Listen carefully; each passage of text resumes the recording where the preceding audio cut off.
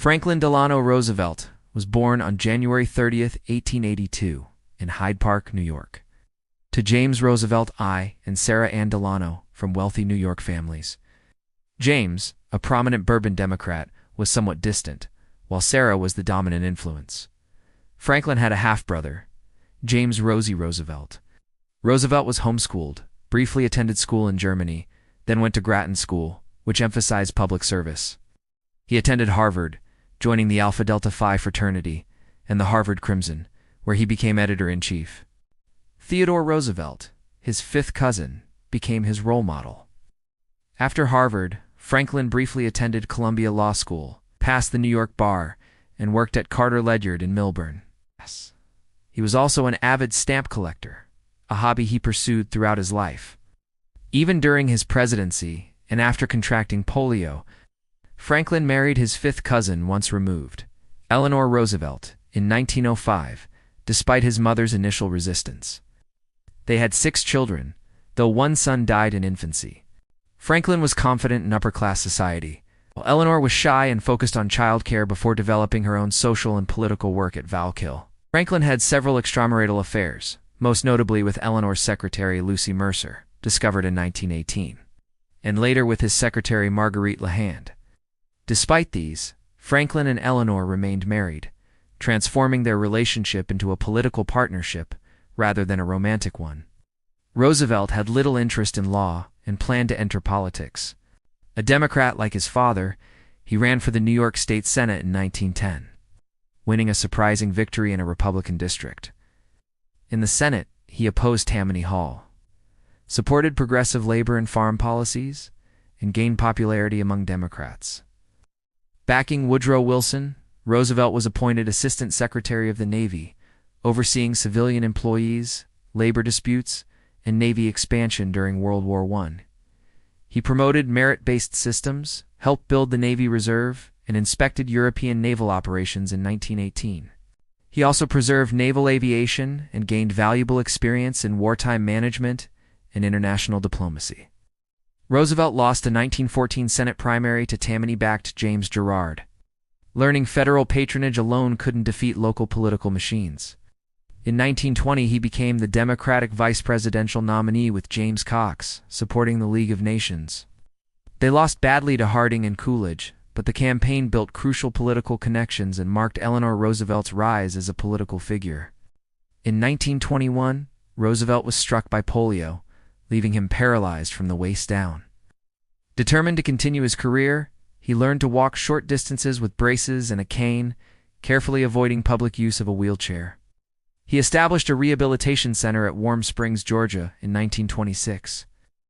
Later founding the National Foundation for Infantile Paralysis, which helped develop polio vaccines.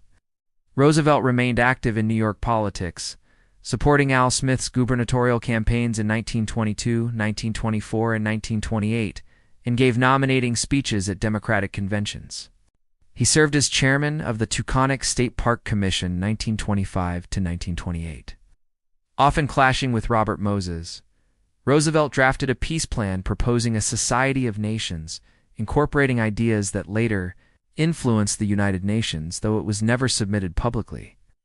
In 1928, Roosevelt was persuaded to run for governor of New York and defeated Republican Albert Ottinger by a narrow margin, even as Al Smith lost the presidency.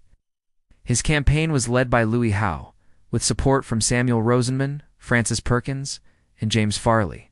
As governor, Roosevelt addressed the farm crisis, promoted hydroelectric power, and used radio fireside chats to communicate directly with citizens and influence the legislature. Eleanor Roosevelt balanced her role as First Lady with pursuing her own initiatives. After the 1929 Wall Street crash, he established a state employment commission, proposed unemployment insurance, and created the Temporary Emergency Relief Administration, aiding over a third of New Yorkers. He passed old age insurance for those over 70, promoted reforestation, and led corruption investigations through the Seabury Commission. Weakening Tammany Hall, re-elected in 1930 with 56% of the vote. Roosevelt emphasized progressive, active government to combat the economic crisis. As the 1932 election approached, Roosevelt built a campaign team led by Louis Howe and James Farley, and a brain trust of academic advisors. His record as governor, handling the Great Depression, made him the frontrunner for the Democratic nomination, despite opposition from Al Smith and conservative Northeastern Democrats. He secured the nomination by promising the vice presidential spot to John Nance Garner. In his acceptance speech, Roosevelt pledged a New Deal to address the Depression with government-funded public works, farm relief, securities regulation, and tariff reductions. The Democratic platform also supported the repeal of prohibition. He avoided proposing detailed policies during the campaign, focusing on criticizing Hoover's economic failures. Roosevelt gained endorsements from progressive Republicans and reconciled with the party's conservative wing. Public outrage over Hoover's handling of the bonus army further helped his campaign. In the election, Roosevelt won 57% of the popular vote, carrying all but 6 states. His victory created the New Deal coalition, uniting farmers, Southern whites, labor unions, urban political machines, African Americans in the North, Catholics, Jews, intellectuals, and liberals, redefining American politics and initiating the Fifth Party system, which secured long-term Democratic dominance. After winning the 1932 election, Roosevelt refused Hoover's request to support the outgoing administration's policies, insisting Hoover had the power to act. He appointed Louis Howe as Chief of Staff and James Farley as Postmaster General. Frances Perkins became the first female cabinet member as Secretary of Labor. Other key appointments included William H. Wooden, Treasury; Cordell Hull, State; Harold L. Ickes, Interior; and Henry A. Wallace, Agriculture. In February 1933, Roosevelt survived an assassination attempt by Giuseppe Zangara, though Chicago Mayor Anton Cermak was killed in the attack. As president, Roosevelt made all major decisions himself, fostering competition among aides while inspiring loyalty and creativity. When inaugurated in 1933, the U.S. faced the Great Depression, 25% unemployment, collapsed banks, and widespread poverty. Roosevelt's agenda focused on relief, recovery, and reform, communicated through fireside chats. In his first New Deal, he declared a national bank holiday, passed the Emergency Banking Act, ended Prohibition Callan-Harrison Act, and created programs like the CCC, PWA, RA, and Agricultural Adjustment Administration. He reformed the economy with the NERA, Glass-Steagall Act, SEC, and Tennessee Valley Authority TVA, while stabilizing currency through gold policy. The Second New Deal, 1935 to 1936, introduced Social Security, the Works Progress Administration, WPA, labor protections via the National Labor Relations Act, and support for unions, strengthening Roosevelt's support among workers and minorities. Roosevelt governed pragmatically, experimenting boldly to address economic crises. Election of 1936, facing Republican Alf Landon and minor third-party opposition, Roosevelt won 60.8% of the popular vote, carrying every state except Maine and Vermont. His victory solidified the New Deal coalition, uniting labor, minorities, the poor, and urban voters, while shifting American politics for decades. During his second term, the Supreme Court struck down several New Deal programs. Roosevelt's 1937 court packing planned to add justices over 70 faced strong bipartisan opposition and failed. However, the court became more favorable to economic regulation, and by 1941, Roosevelt had appointed 7 of 9 justices, including influential figures like Frankfurter, Jackson, Black, and Douglas. Despite opposition from conservative Democrats, Roosevelt passed the Housing Act 1937, a second Agricultural Adjustment Act, and the Fair Labor Standards Act 1938, establishing a minimum wage, overtime pay, and outlawing child labor. He also created the Executive Office of the President and expanded the WPA to provide millions of jobs.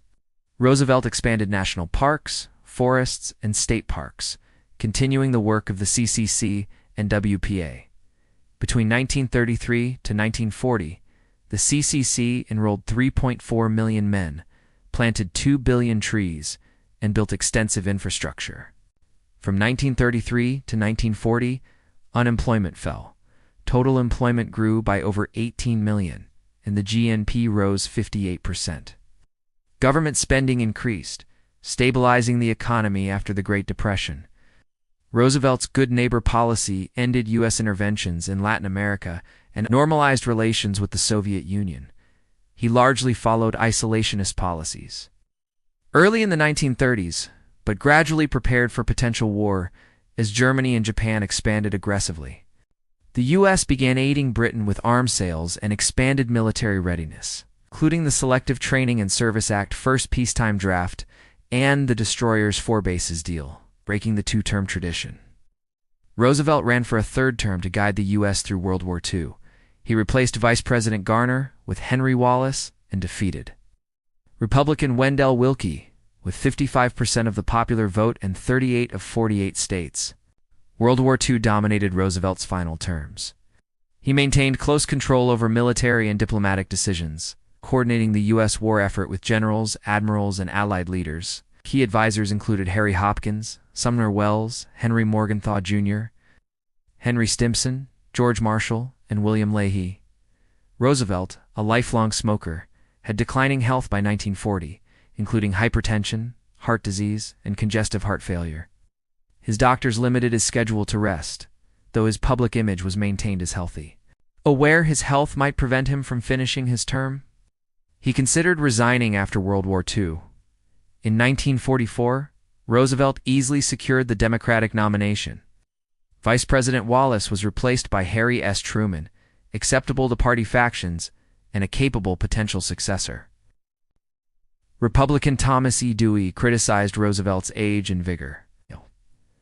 But Roosevelt campaigned vigorously, urging voters not to change horses in midstream. Roosevelt and Truman won with 53.4% of the popular vote and 432 of 531 electoral votes, signaling support for the post-war United Nations. After returning from Yalta in early 1945, Roosevelt appeared frail and spoke to Congress seated.